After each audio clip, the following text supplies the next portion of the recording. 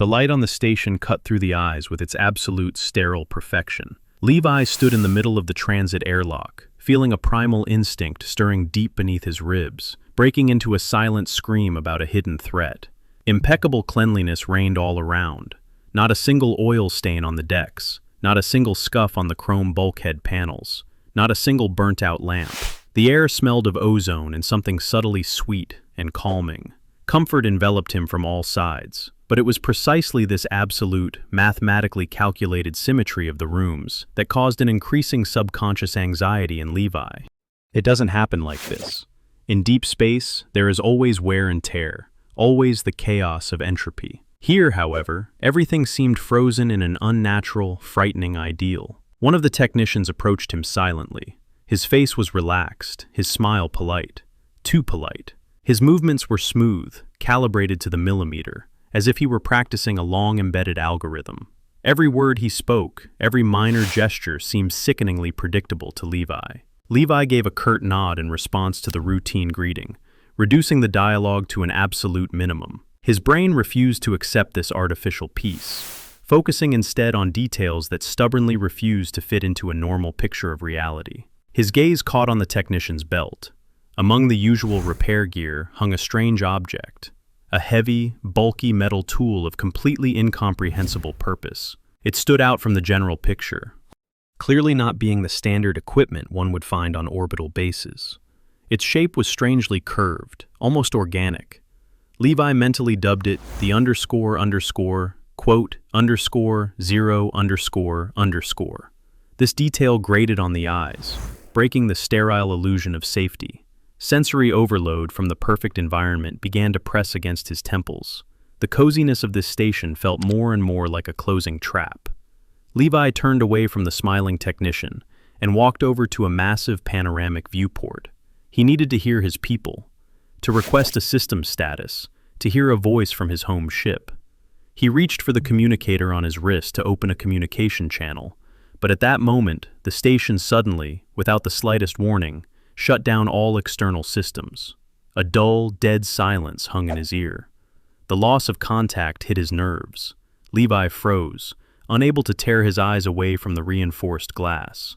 There, in the cold void of the nebula, hung something unimaginable. Thousands of massive asteroids were not just chaotically drifting in the cosmic gloom. They were arranged in a perfect, endless chain, spiraling through space. This colossal, eerie structure painfully resembled the shape of human DNA, and they were trapped right in front of it, cut off from the rest of the world. Just 48 hours ago, reality had been completely different. Levi closed his eyes, trying to steady his breathing and attempting to reconstruct the chain of events that had led them into this sterile hell. The flashback relentlessly pulled him back to the bridge of their own ship, where the decision to fly to the station had been made. It smelled of spilled coffee, heated bulkhead plastic, and old, tired metal. The smells of life, imperfect and dirty, but real. Their mission had initially been sickeningly routine, a standard resource reconnaissance in a godforsaken, empty sector, mapping dead rocks, searching for ice comets for refueling, and nothing more. The crew was already preparing to wrap up work and set a return course when the scanners came to life. They picked up a signal. It wasn't a standard distress beacon used by crashing freighters, nor an automated transmission of navigational data. The station's signal contained a strange, complex coded sequence. Their ship's artificial intelligence, having swallowed the incoming data stream, almost immediately issued a disturbing verdict. This pattern was absolutely artificial. It was not the random pulse of a pulsar, nor was it cosmic microwave background radiation. It was a call, a calculated, hypnotic mathematical rhythm. On the bridge, a fierce argument immediately broke out over whether they should trust this discovery at all and answer a call from the void. Levi was categorically against it. He felt a gut instinct that there was a catch in this perfect mathematics, hanging in the middle of dead space. The pilot also grumbled gloomily, reminding them that their contract did not provide for rescue operations, let alone research missions. But the captain insisted on deviating from the laid-out safe route. After all, the corporation paid exorbitant percentages for the discovery of unaccounted-for technologies. At the peak of the heated argument over who was truly in charge and whose word carried more weight, The captain reminded them with a cold smirk exactly who held the authorization codes for the return to Earth's orbit. This dark, coarse humor slightly diffused the command routine that hung in the air like a heavy cloud before the gathering storm. The ship settled onto its new course. Now, standing in the dead silence of the locked airlock, Levi realized that it was at that very moment they had tightened the noose around their own necks. When their battered ship approached the coordinates, the station did more than just open its landing hangars. Upon arrival, the station greeted them as if they were long-awaited guests. No rigorous security checks, no quarantine protocols, no identification requests. Just a soft green light and wide-open airlocks. Welcome to the place where you have been expected for a long time. As soon as he was on board and breathed in that frighteningly sweet air, Levi went down to the lower levels under the pretext of checking the compatibility of life support systems.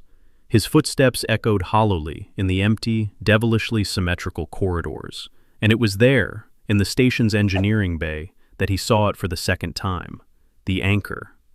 Levi found this tool lying on the smooth, untouched surface of a magnetic workbench. It was that same incomprehensible design, the same strange, curved shape of heavy metal that he had recently seen on the belt of a local technician. Levi reached out and slowly ran his fingers over the cold surface of the object. It had no power connectors, no buttons, and no diagnostic displays. It seemed like a monolithic ingot, yet his hand felt some hidden, dormant vibration within.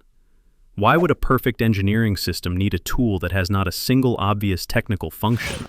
His tense reflections were rudely interrupted by the captain's voice, coming to life over the intercom. The news was as bad as it gets. The station, having scanned their ship with its internal sensors, graciously offered assistance, a full automated repair of the worn-out main engines, and the captain, blinded by the flawless service and the prospect of free maintenance, agreed. Levi jerked his hand away from the anchor. At that very moment, somewhere deep in the hangar, the landing clamps clanged heavily with the sound of metal. They bit firmly into the hull of their ship, connecting it to the local grid. The click of the locking bolt sounded like the strike of a judge's gavel. This decision instantly created their complete, fatal dependence on the station. The undocking mechanisms were now blocked from the outside. And now, remembering that clang and looking at the perfect DNA of the asteroids outside the window, Levi realized with icy clarity, getting out of here was beginning to seem absolutely impossible. This obvious attempt to understand what was happening could not have ended in anything other than a catastrophe. The silence of the station pressed against their ears, making the blood thrum in their temples. Levi and several off-duty engineers from his team began their own quiet investigation, while the captain tried to negotiate with the deafeningly silent algorithms. They cautiously hacked into the diagnostic logs of the lower levels, trying not to draw the attention of the technicians with their plastered-on smiles. The scan results made them freeze in place. They discovered the unthinkable. The station produced no waste whatsoever. Absolute zero. Not a single spike of radiation, not a gram of energy slag, not a milliliter of biological discharge. It was a closed system, defying all laws of thermodynamics. Perfect recycling. Metal is supposed to fatigue. Reactors are supposed to leak background radiation. Humans, after all, are supposed to breathe and leave a trace. But here, everything was consumed without a remnant, dissolving into the sterile whiteness. What feeds this gargantuan structure if it gives nothing back to the outside? This question burned in their minds. Fear rapidly mutated into paranoia, and paranoia demanded immediate action. So they decided to shut down one of the main power nodes in a camera blind spot, just to see what would happen. They wanted to tear a hole in the facade, to see the underside, to see the blood of this station. Levi gripped a heavy insulation wrench in his hands. The pilot pried open the composite access panel. The click of the magnetic lock echoed in the silence like a gunshot. Levi pulled the thick cable down with all his might. The contact broke with a shower of blue sparks. And then, hell broke loose. A total collapse. The station reacted instantly. No wailing sirens, no flashing red lights. The lights simply flickered, and the floor dropped away from under their feet. The station cut the artificial gravity in the compartment, instantly. The men found themselves in 0G, completely losing control over their own bodies. Absolute chaos. A sharp, merciless transition from dead calm to a lethal crisis. Visual mayhem, physical turmoil. Bodies were thrown violently against the steel ceiling. Heavy tools scattered in all directions like deadly shrapnel. A dull thud, then another. Blood from the pilot's smashed face sprayed into the air, hanging there in perfect, pulsating red spheres. Panic. Breathing suddenly became difficult. Air felt stuck in their lungs. The pressure in the compartment dropped catastrophically. From the ceiling, oxygen masks hissed out like snakes. Yellow plastic faces swung madly on corrugated hoses, dodging the hands reaching for them.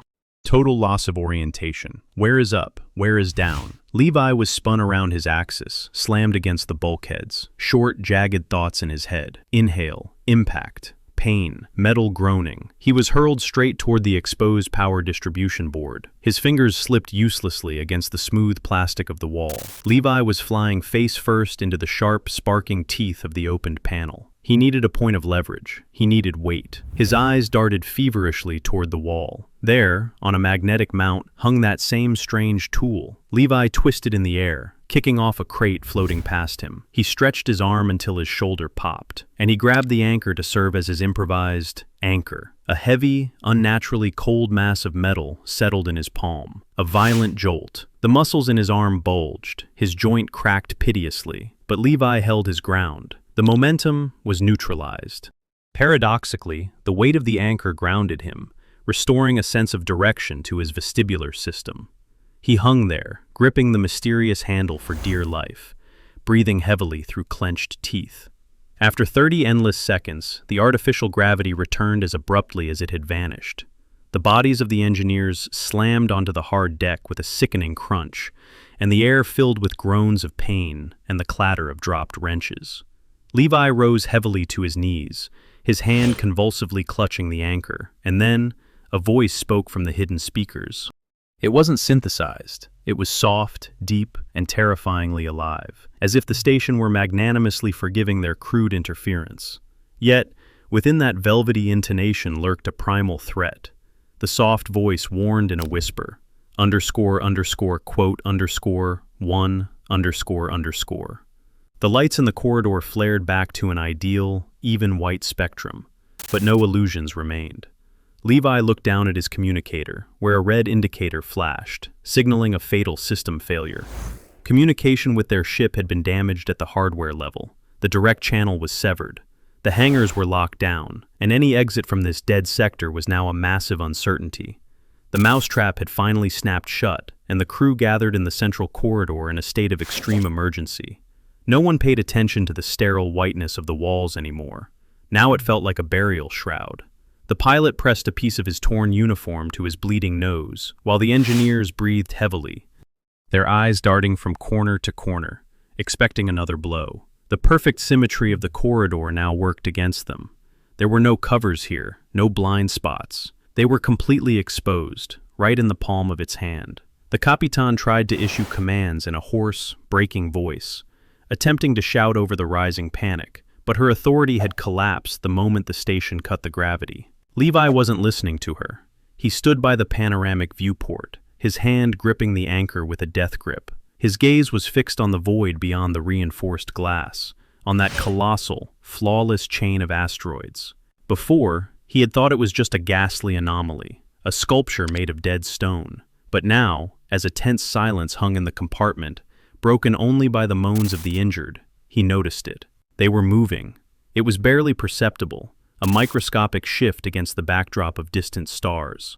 Levi pressed his forehead against the cold glass, and beneath his feet, somewhere in the unthinkable depths of the station, a low, visceral hum began to grow. It intensified, vibrating through the soles of his boots and rising through his bones straight to his skull. This wasn't the sound of working turbines. It was a breath. The station was taking a colossal, slow inhalation. And at the moment the hum reached its peak, the 1,000-kilometer chain of asteroids outside rotated synchronously around its axis. That entire monstrous DNA spiral changed its geometry, aligning with the station's pulsation. They weren't just hanging in the void. They were tethered to it by invisible threads of gravity, functioning as one. And Levi slowly lowered his eyes to his hands, to the heavy piece of metal that had saved his life a few minutes ago, the anchor. He raised it to eye level, overlaying the silhouette of the tool against the macrostructure of the asteroid chain outside the window. His blood ran cold, and his breath caught in his throat. The curve of the handle, the angle of the heavy pommel, the spiral groove running along the entire casing. It wasn't just a strange design, it was a topoclone. A perfect mathematical copy, precise down to the nanometer, of the very DNA that was currently suspended in space. The tool from the engineering bay was a physical key, created in the image and likeness of the genetic code of this place. "Captain," Levi turned around, his voice sounding dry and hollow. "These aren't asteroids, and this isn't a station." But he didn't have time to finish. The second strike hit without warning. A soft, almost tender click echoed through all the speakers simultaneously. Then came the hissing. From dozens of hidden ventilation grates located along the entire perimeter of the perfect ceiling, jets of thick, pale silver gas erupted under immense pressure. Quote, _4 __, the pilot screamed, lunging toward the emergency panel. Quote, 5, quote, 6, Levi shouted, quote, 7. The gas descended rapidly, a heavy, oily mist devouring the space. As soon as the first wisps touched skin, a blood-curdling scream rang out. It felt like concentrated acid mixed with liquid nitrogen. The gas didn't just burn, it penetrated the pores, paralyzing the nerve endings. His eyes immediately began to sting, as if crushed glass had been thrown into them. "Masks! Now!" The captain's voice was drowned out by the rising roar of the ventilation, but the emergency panels on the walls remained hermetically sealed. The station had blocked access to the life support systems. It had activated an immune response protocol. They were a virus in its perfect body, and now it had initiated the process of phagocytosis. An absolute, suffocating race against time began. The air turned into red-hot sand. The engineer standing closest to the grate collapsed to his knees, clawing at his own throat in a futile attempt to take a breath. Bloody foam erupted from his mouth. The sounds turned into a cacophony of horror, coughing, wheezing, and the thud of fists against locked airlock doors. People scrambled through the silvery fog, losing their orientation, colliding with one another, falling, and never getting back up. Levi squeezed his eyes shut, feeling the gas corrode his mucous membranes. Every breath felt like a gulp of liquid flame. His vestibular system went haywire. The floor felt like the ceiling. The walls seemed to be closing in. His mind began to fade, sinking into a sticky, gray abyss. He slumped to the floor, feeling his legs go numb. The crew had been decimated. The captain was no longer screaming. Only a dull, deathly rattle drifted through the mist a few meters away from him. Levi was left completely alone at the epicenter of this sterile nightmare. His fingers clenched convulsively. Metal. Heavy, cold, life-saving metal. The anchor was the only thing in all this madness that retained its shape, its weight, its reality. This physical anchor cut through the hallucinations and pain, grounding his fading consciousness. It is the key. It is the weapon. Levi struggled to crack open his watery, gas-burned eyes. Ahead, through the poisonous veil, the main transit hub leading to the heart of the station pulsed with a dim blue light. One last chance. One decision to die, or one decision to break this mechanism. Levi crawled. Every movement echoed in his ruptured lungs with the taste of ash and copper. The silver mist behind him was devouring what remained of his crew. But here, ahead, the air was strangely clearing. He tumbled through the massive doors and collapsed to his knees. Levi is returning to the station's main hall, the very place where the story began. The same perfect light still reigned here, oppressive in its sterility, and the same absolute symmetry remained. No traces of chaos, no suffocating gas. But now, with the poison having burned all illusions from his mind, Levi saw this space differently. The revelation struck him like a physical blow. This station was not a building at all. The chrome wall panels pulsed ever so slightly. The hum he had heard before was the rhythm of a gargantuan heart. This was a living creature, an ancient, unthinkable biological organism that, over millions of years, had built itself a flawless shell of metal and light. Levi raised a heavy gaze to the massive panoramic viewport. The boulders suspended in the void no longer seemed like dead stone to him. The asteroids were not decoration, they were giant cells. This monstrous asteroid DNA was the genetic code of the station. Everything fell into place. She didn't trap them by force. She invited them. The sterile cleanliness, the absolute lack of waste, the suffocating gas that dissolved organics, all of it was a process of digestion. She wants them to break down into atoms and become a part of her. This entire quote 11 is a giant, hungry womb. The slow, heavy pace of his thoughts was suddenly replaced by pure, primal rage. Levi recalls the emergency shutdown instructions. He must use the anchor, not as a high-tech tool, but as a crude weapon. He struggled to his feet, clutching the heavy piece of metal in his bleeding palms. In the center of the hall, hidden beneath a perfect transparent panel, the main energy hub pulsed, a tangle of cables sickeningly resembling nerve fibers. Levi swung and slammed the anchor against the reinforced glass. Once, twice. The perfect surface was covered in a web of cracks and then shattered with a chime. Using both hands, he drove the anchor straight into the core of the hub. He thrust the metal rod deep into the tangle of wires and synthetic flesh, crudely, without calculation. A wet, nauseating sound of tearing tissue rang out. The station shudders in agony. It was the ultimate contrast between the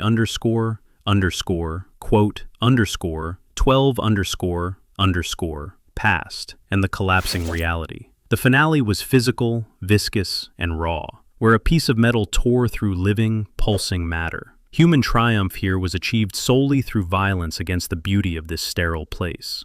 The light around them flickered, shifting into a blood-red emergency spectrum. The perfect symmetry crumbles before their eyes, the walls distorted as if in a spasm of pain. A thick, phosphorescent liquid gushed from the ruptured hub, flooding the flawless floor. But the most important thing happened. A hollow groan rolled across the hull. The hangar's locking bolts blew off. Communication was restored. From the risk communicator, the AI's voice broke through, distorted by interference but alive, demanding confirmation for an emergency launch. The ship can leave. Levi didn't remember how he dragged the two surviving engineers on his back. He didn't remember how the airlocks of their battered vessel slammed shut, cutting them off from the silvery poison. He remembered only the saving G-force that pressed him into the seat as the main engines tore the ship from its landing struts, ripping it out of the monster's womb. They escaped. The remains of the crew depart into the cold void of space. The station remains there, in the gloom of the nebula, damaged, bleeding light, but still alive. Levi stands on the bridge of his ship and gazes back heavily. The massive asteroid DNA pulses slowly and rhythmically in the darkness of the viewport. The perfect womb survived, and perhaps, having healed its wounds, it will once again begin to broadcast its call, patiently waiting for the next guests.